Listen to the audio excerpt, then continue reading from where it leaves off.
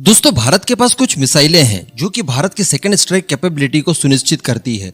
और ये मिसाइलें इतनी खतरनाक है कि जो भारत की सबसे जानी मानी मिसाइल यानी अग्नि सीरीज की जो मिसाइलें हैं उनसे भी कई ज्यादा ताकत रखती है। मैं बात कर रहा हूं हमारी के सीरीज की मिसाइलों की, जो कि SLBM कहलाती है, सबमरीन लॉन्च बैलिस्टिक मिसाइल्स। इनका इस्तेमाल हम लोग हमारी SSBN यानी INS अरिहंत और अरीघाट से करते हैं, जिसमें K4 मिसाइल है, K5 मिसाइल है, K15 सागरिका मिसाइल है। ये सारी मिसाइलें अग्नि सीरीज की मिसाइलों की तुलना में कई ज़्यादा एडवांस है। ये उनसे कई ज़्यादा हल्की है और ऑथेंटिक सोर्सेज के द्वारा ये बताया जाता है कि दुनिया का कोई भी ऐसा anti ballistic missile defence system नहीं है जो कि इन्हें रोक पाए। यानी इनसे अगर आपने वार कर दिया तो दुश्मन का नामो निशान मिटना तय है। 2-3 मिसाइलें लगेंगी, पाकिस्तान का तो पूरा नक्शा गायब कर देगी। इस तरह की कुछ मिसाइलें हैं। बताया जाता है K4 के बारे में कि इसका प्रोडक्शन शुरू हो चुका है, यानी इसको मास प्रोडक्शन में भेज दिया गया है। बहुत ही जल्द इसके प्रोडक्शन के बाद इसका यूजर ट्रायल किया जाएगा। या आप आर्टिकल का एक पार्ट पढ़ रहे होंगे, एक सीनियर इन्वेस्टिगेशन ऑफिसर के द्वारा ये जानकारियां दी गई है। कहने का मतलब भारत की आन बान और शान यही मिसाइल्स हैं। इन मिसाइलों के बिना भारत सुपर पावर नहीं बन सकता। कहने का मतलब चाइना और पाकिस्तान दोनों के लिए ही ये मिसाइलें किसी बहुत बुरे सपने से कम नहीं है। ये हमारी जीत को सुनिश्चित करते हुए भारत को अजेय बनाती है।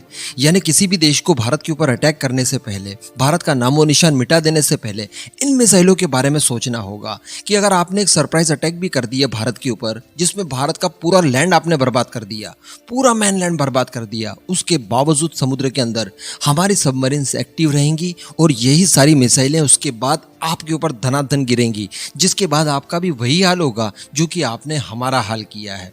इस तरह की सेकंड स्ट्राइक कैपेबिलिटी ये मिसाइल्स हमें देती है। लेकिन दोस्तों, मुझे आपको कहते हुए बहुत शर्म भी आ रही है और बहुत बुरा लग रहा है कि इन मिसाइलों की सुरक्षा हमारे महारथी, हमारे चाणक्य नहीं कर पाए और वो लोग गच्चा खा गए हैं। अब मैं ऐसा क्यों बोल रहा हूँ, सुनिए आगे वीडियो में। तो दोस्तों, ये K4 मिसाइल प्रोडक्शन में गई है। ये बहुत जल्द ऑपरेशनल होने वाली है। ऑपरेशनल होने से पहले इसकी यूजर ट्रायल्स किए जाएंगे। ये सारी चीजें हमें कौन बताया और ये सारी चीजें पब्लिक डोमेन में आई कैसे, जबकि ये मिसाइलें इतनी ज्यादा कॉन्फिडेंशियल रखी जाती हैं। एक्चुअली ये पूरा प्रोग्राम ही इतना ज्यादा कॉन्फिडेंशियल रखा गया था कि पब्लिक डोमेन में ज्यादातर चीजें निकलकर सामने नहीं आती। लेकिन अब ये सारी चीजें पब्लिक प्लेटफॉर्म में इसलिए आ गई क्योंकि भारत में एक विभीषण था और उस विभीषण के बारे में भारतीय चाणक्य नहीं जान पाए। दरअसल पिछले 2 सालों से DRDL का एक इंजीनियर, जिसके हाथों में ये सारे एक्सेस थे कि वो इन सारी मिसाइलों के जो कॉन्फिडेंशियल कंपोनेंट्स वगैरह हैं, इनके अंदर जो टेक्नोलॉजी इस्तेमाल की जाती है, उन सारे पार्ट्स तक बड़ी आसानी से इसकी पहुंच थी। DRDL के इस इंजीनियर का नाम है D मल्लिकार्जुन रेड्डी। तो हुआ ये कि पिछले 2 सालों से ये हनी ट्रैप के फंदे में पड़ा था। यानी पाकिस्तानी ISI के एक जासूस ने, महिला बनकर या हो सकता है कोई महिला जासूस ही हो, उसने नताशा नाम से इसे हनी ट्रैप करना शुरू किया। हनी ट्रैप करना जो लोग नहीं समझते हैं उनको मैं बता दूं कि प्यार के जाल में फांसना। आम लोगों के अंदर भी देखा गया है कि कई सारी फेक आईडीज बनी होती है, फेसबुक वगैरह पर, ट्विटर पर या फिर इंस्टाग्राम वगैरह पर। नाम होता है आलिया और वो लोग दोस्ती के जाल में लड़कों को फंसाते जाते हैं। प्यार करने का भी नाटक वो लोग करना शुरू कर देते हैं और बाद में पता चलता है, कई समय के बाद जब आपने ढेर सारी चैट्स वगैरह कर ली, उसके बाद पता चलता है कि ये आलिया नहीं, ये तो कालिया था। तो इसी तरह का हनी ट्रैप मल्लिकार्जुन रेड्डी के लिए भी बुना गया। अब ये मल्लिकार्जुन रेड्डी जो है, ये इतना पावरफुल व्यक्ति था, यानी DRDL में इसकी जो पोजीशन है वो इतनी बड़ी है कि ये बहुत ही ज्यादा आसानी से K4 मिसाइल के प्रोडक्शन क्षेत्र में जा सकता है, जहां पर इनका मैन्युफैक्चरिंग वगैरह किया जा रहा है।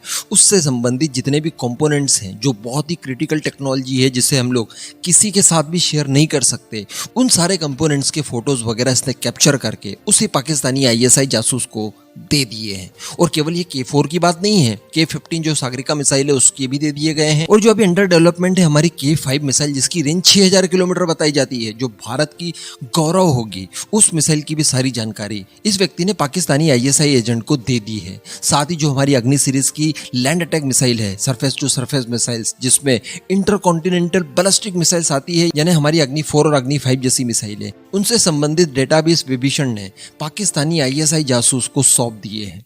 तो अभी इसी दौरान जो इन्वेस्टिगेशन की गई, जब इसका इंट्रोगेशन किया गया, उसमें ये सारी चीज़ें सामने निकल कर आई और तभी जाकर ये पता चला कि जो हमारी K4 मिसाइल है, जिसकी रेंज 3500 किलोमीटर है, 2.2 टन का ये पेलोड अपने साथ ले जा सकती है, अग्नि सीरीज की मिसाइलों की तुलना में ये काफ़ी हल्की है और इतनी ज़्यादा एडवांस है कि इसे कोई भी एयर डिफेंस सिस्टम दुनिया का रोक नहीं सकता। यानी जितने भी देशों ने BMDs वगैरह बनाए हैं, वो कोई भी BMD इसे नहीं रोक सकता। इतनी ज़्यादा शानदार कैपेबल है।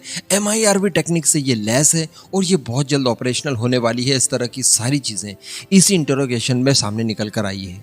कहने का मतलब एक विभीषण ने हमारे पूरे देश की सिक्योरिटी की धज्जियां उड़ा दी है। इन्हीं मिसाइलों से तो हमारे दुश्मन डरते थे, अब इन्हीं मिसाइलों के सीक्रेट्स हमारे दुश्मनों तक पता चल गए हैं। और सबसे ज़्यादा गुस्सा हमारे चाणक्यों पर आ रहा है। हमारे पास रॉ है, आईबी है, एनआईए है, अजीत डोवाल साहब हैं। अजीत डोवाल साहब को तो हम लोग कितना ज़्यादा सम्मान करते हैं। उन्हें जब नेशनल सिक्योरिटी एडवाइज़र बनाया गया उसके बाद तो हम लोग निश्चिंत हो गए, अपनी सिक्योरिटी के ऊपर ध्यान देना ही हमने छोड़ दिया। हमें पता था कि ये सब कुछ निपटा लेंगे, लेकिन उसके बावजूद ये सारी चीज़ें चलती रही 2 सालों तक और इन्हें कानों कान खबर नहीं हुई।